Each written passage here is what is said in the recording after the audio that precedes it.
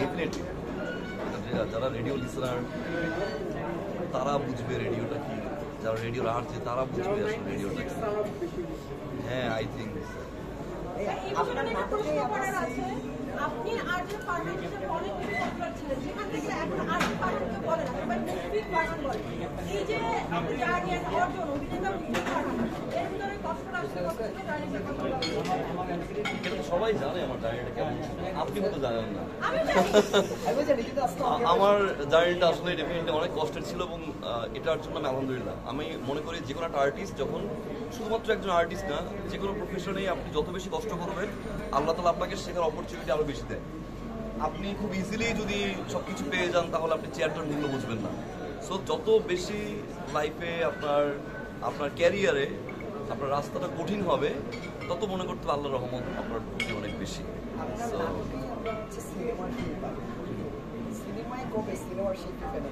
যখন সিনেমা করবো সেটা আল্লাহ জানে।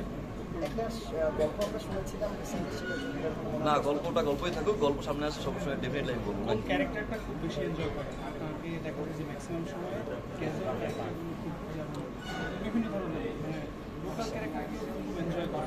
ভার্সাটাইল পারফরমেন্সে আসলে স্পেসিফিক কোনো ক্যারেক্টার নেই যে ক্যারেক্টারটা আসলে খুব এনজয় করি, সব ক্যারেক্টার এনজয় করতে হয়। সো প্রতিটা ক্যারেক্টার এনজয়টা ওই স্পেসিফিকলি কোনো ক্যারেক্টার ভিতরে থেকে থাকে যে আসলে এই ক্যারেক্টারই আমার ভালো লাগে, তখন বাকি ক্যারেক্টারগুলোতে পারফরমেন্স ভালো হয়। ওইটা না করার চেষ্টাটা করি আর কি। একটা বিষয় জানতে চাই, 6 তারিখ আমাদের বাইকিংয়ে মিস করেন কিনা তা শূন্যতা ইন্ডাস্ট্রি।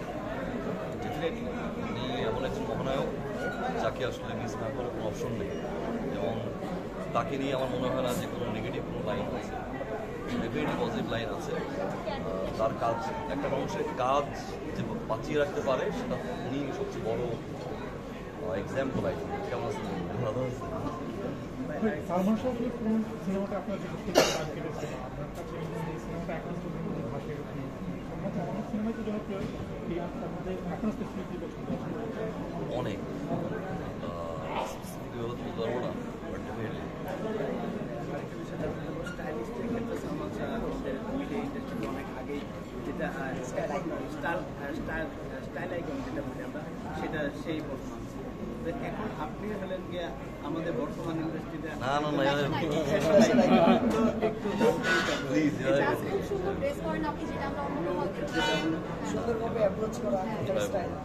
আপনারা শুধু আমার জন্য দোয়া করবেন যাতে ইউনো অহংকার দিমাগ এই জিনিসটা কোনো সময় না আসে। এটা হচ্ছে একটা আর্টিস্টে ভেঙে দেয় স্লোলি। অহংকার দিমাগ হিংসা যে কখন মানুষের ভিতরে আসে ভর করে, সেটা আসলে সেই পার্সনটা বুঝে না, আশেপাশের মানুষগুলো বুঝে।